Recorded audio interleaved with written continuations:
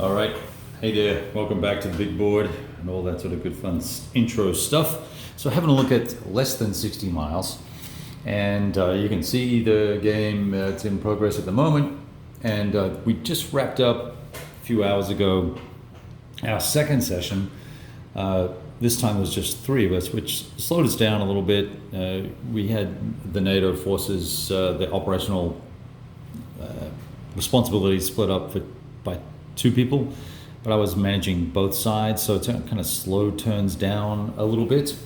The you know, the thing here is that it's an involved game, right?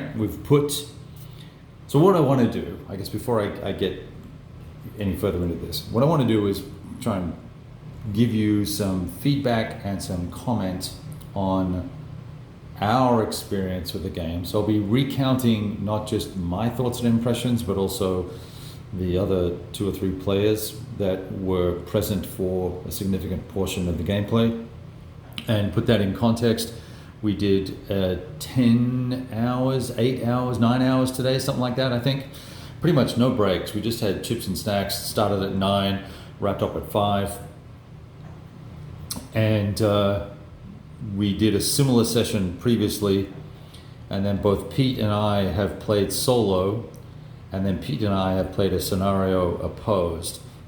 So all up between us, there's nearly 100 hours of, well, maybe 60 hours of play or something like that, I don't know. So a fair amount. And admittedly, we played some of it wrong, corrected everything, kept going, and we've had a great time with it and enjoyed it enough that we came back for a second session, so that says something. Now, with all that said, there were some things that we thought could be streamlined to make play easier. As you can see, it's an extremely densely packed board, and I cannot conceive of a way in which I would possibly play multiple modules of this connected together. For all that it would look amazing, and for the fact that I'll probably buy them all because I really like what the designer and the publisher are trying to do. I like the quality of the maps. I like the counters, although I'm not a huge fan of the satin finish that makes them very slippery to kind of get your fingers on, and that happens to be a hair that's attached to that. That's nasty. Hopefully that's not mine. And so I think the production quality is great. I think the rule book is great. I think the charts are fine. I think the counters are just the right thickness and all the rest of it. So there's a lot of good things about it, right? And all the supporting documentation, the cards, everything's fantastic. But even with this smaller, this is the campaign game, even with the number of units that are on the board here, where there's sections of the gameplay that I think could be done a little differently. And I'm not a designer, so we were just bouncing ideas around. But let me just say that there's a lot of taking one of these counters and putting it on an artillery unit, and then at the beginning of your next turn, you roll a die to see if you recover that ammunition or capability to fire, and then you take it off. So there's this mechanical thing going on, and there might be a better way to do that, and we'll get to that in a minute if I don't forget. I'm going to try and cross my fingers and not forget to talk about how I think we could potentially solve that problem based on what my teammates' comments were. So there's that, and that takes this artillery firing exercise, this barraging, takes an extended amount of time to go through and do, and then you have the combat exercise, which is really interesting, but it's trying to jam a lot of stuff into the stew, and there are lots and lots of modifiers that can potentially impact what column you're on, and that all at the end of the day, potentially, except for electronic warfare, except for that factor, it almost ends up being a wash. And the result that you're trying to get to this, the furthest right column on the CRT, ends up being the difference between doing really, really well and not doing so well is one step. Because all these units basically have 5 or 4 steps each, and each unit, this game has this very nice function where combat is a function of movement, and so you move one unit at a time and attack with it until it runs out of movement points, and then you move the next unit. Maybe you're moving it in adjacent and supporting, and then you bring another unit up and it attacks, and it might attack twice. And you go through this exercise. So you do want that attrition-based combat, but there's a lot of, it's 5 minutes to go through a combat every time. And there's also a point where when you have to allocate all your combat support points first, and you really need to keep track of, and there's no way to do it on the board or on a track anywhere, artillery points and air points that got through or were allocated, because when you're then going to allocate those, do the AA, and then when you go to do electronic warfare, if the result is really good, you might end up halving the number of artillery points or air points or both, and so that has to be kept track of. So every combat, 5 minutes. If I want to attack, I want to attack this unit here, it's 5 minutes. If I use this guy, if I move this guy up or another guy, another 5 minutes, another 5 minutes, another. So, and even there are ways to shortcut things. We've picked up on all those. Keeping track of the base odds or the base differentials, and having a second marker there for that type of thing. Got all that down, but it's still 4 or 5 minutes per combat. There's a lot of units here that you've got to do that for potentially. But so what we were thinking as we were looking at all this is there are some elements in this. It's almost like a simulation, really, more than a game per se. So if you wanted a fast, fun game, this is not it. This is a thoughtful exploration of these guys' view of modern combat, and I appreciate and respect their view. We enjoy playing this game and have enjoyed playing this game. We'll talk about some of the other aspects that are very, very interesting in a second, as a corollary to explaining why I think, in particular, artillery and barrages and stuff like that can be done differently. So for instance, we have this idea here of you're in control of your situation with command points. You're in control of your situation with air to mostly 90% of the way, and you control all of your engineering points, and they just come back at the end of the turn, right? And your command points get reset at the end of the turn and all that sort of fun stuff. Well, wouldn't it be a lot simpler to just have this allocation of ammo points that are given to the forces, and you allocate them by division, and then within those divisions you have a set of artillery points, and it's assumed those artillery points are in the background.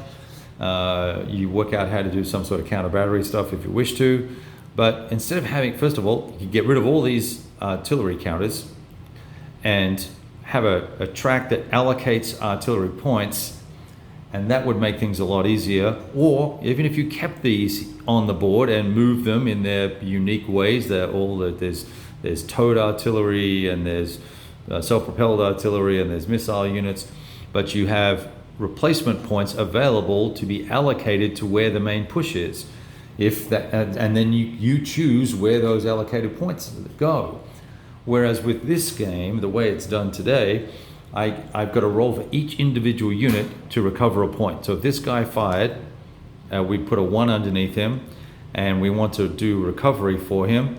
We roll a die, and if he gets the right number, he then recovers a point. I've got to go through and do that for every single unit that fired. So if I look at this combat section over here, I've got to roll for this guy, and for this guy, and this guy, and that guy doesn't have one, and this guy here. and any of the choppers in the background, they've got to, if they've taken losses, we've got to do recovery for them as well. So there's a lot of die rolling, and you maybe really want to focus in on this area here. And if all your die rolls go bad, that's bad. That's bad, just bad luck. You know, the trucks got lost, or whatever happened to the ammo replacement, or the new barrel for the cannon, or whatever it is, the fresh missiles, etc., etc. They just didn't turn up. Well, if that's the main thrust of the combat of the enemy action, why wouldn't you make sure that reinforcements and resupply got to this particular area? Keep in mind it's 3-hour turns, right? So it got to this particular area, and it didn't all get sent up to the East Germans, which happened a couple of times, right? So I think just having a pool would be better than this concept of rolling for all that. That would take out some dice rolling and make the game flow a little faster, and I'm sure you could work out a way to keep this thing moving a little faster. Now there's supposed to be this idea that each of these can fire 5 times. That's the wrong guy, sorry. Oh no, that's the right guy. That's self-propelled artillery. So these guys can fire 5 times. And if they try and fire the 6th time, or they do fire the 6th time, then they're eliminated.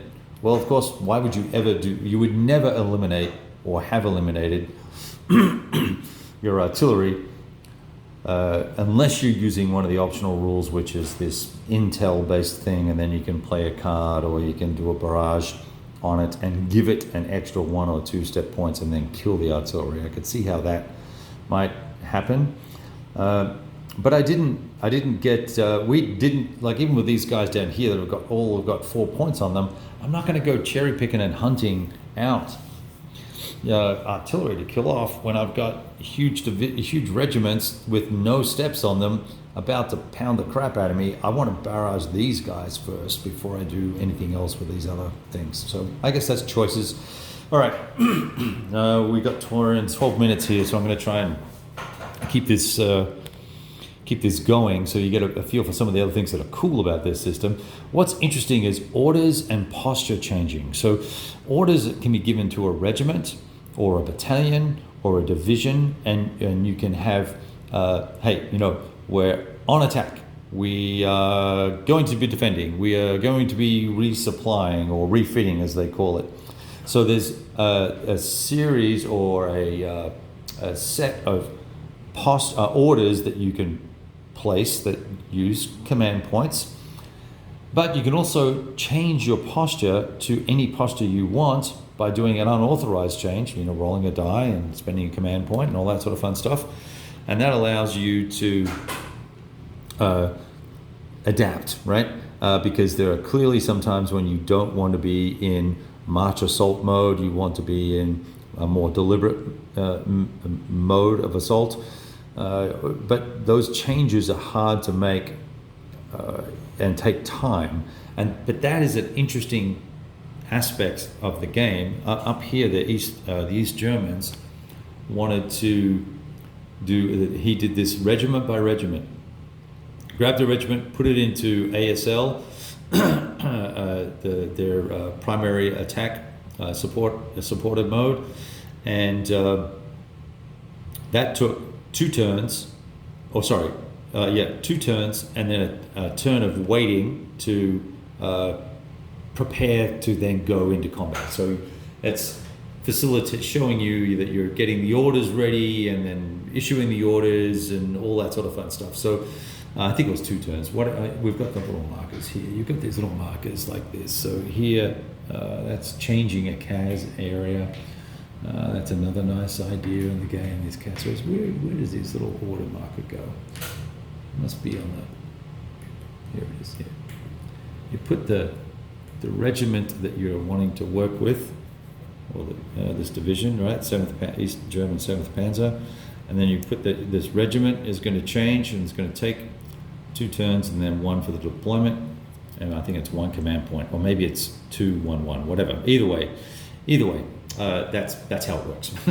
But that's a nice aspect of you can't just go willy-nilly attacking anything anywhere. moving all your guys up and fighting, and not everyone's going to get to fight. So it's a pretty interesting model to work with, to go through these exercises and understand and know and have the foresight to know. Like right here, I'm changing mode out of road mode. I took the dangerous chance of not focused here. Dangerous chance of racing these units up by road, and then as we got closer to the battlefront, now we're going to move into tactical mode, and they're all going to pop into tactical mode next turn as I do the changes. And I'm also building some defensive measures along the way, and mining bridges and things of that nature. So really interesting game.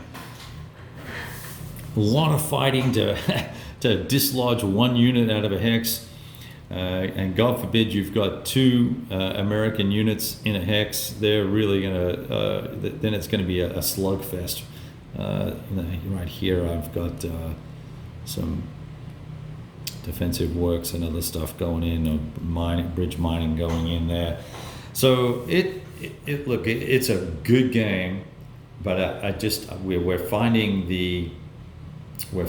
that we needed to work out a way to have a faster combat cycle, because there's a lot of stuff you do, and here's the point about that: it's not just the time that's the issue. The issue is it's activities and dice rolls to no effect, and that is one of the things that, while it may show you the granularity and the complexity of modern combat, it doesn't have any net effect or meaningful net effect on the combat. And that was one of the challenges that we have with the game. And the second would be this artillery thing, the recharging of the artillery, and the exercise you go through with that should be, I think, a little bit more deterministic and allow me to manage that on another chart over here, and just say, hey, here's the electronic warfare points which you have complete control over. Here's the artillery that you should have complete control over, the ammunition allocation, and your air points, and your engineers, and all the rest of it. And I think that would work, be a little bit smoother. But that said, 4 of us had a good time. 3 of us today had a good time. Enjoyed the game. I think there's only 30 or 40 copies left in stock. So I'm glad that I got mine. And if you're interested in this, I think it's being used at a military college or school, training school for officers to use as a study mechanism for operational planning as well. That's just been adopted, not formally, but it's being used in their group as a training tool along with the Next War series. But anyway, I wanted to share this with you. I now have my let's call it my final thoughts on the game system. Played a fair swag of hours and a lot of turns here, and I've got a good feel for the game generally speaking. Obviously still probably making numerous little errors here and there, and we're probably doing things slightly differently than what the designer intended in terms of how we use the counters, but it's all good. So it's a thumbs up, but it's a qualified thumbs up, and I think you've got to want to do this. You've got to want to get into the meat of it, and I think with maybe more minds being applied to the game system, that perhaps they could have come up with some leaner, more efficient mechanisms to speed up the gameplay just a little bit for us. So, and make it more meaningful too, some of the decisions that you're making and the resources you're allocating. All right, gonna let you go. Hope you guys enjoyed that little video, and we'll talk to you soon.